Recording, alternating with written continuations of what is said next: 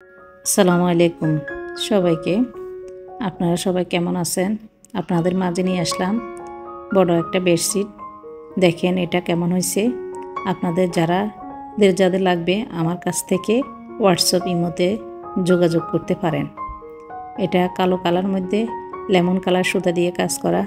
আপনাদের যাদের লাগবে আমার এখানে হোয়াটসঅ্যাপ ইমোতে যোগাযোগ করতে পারেন।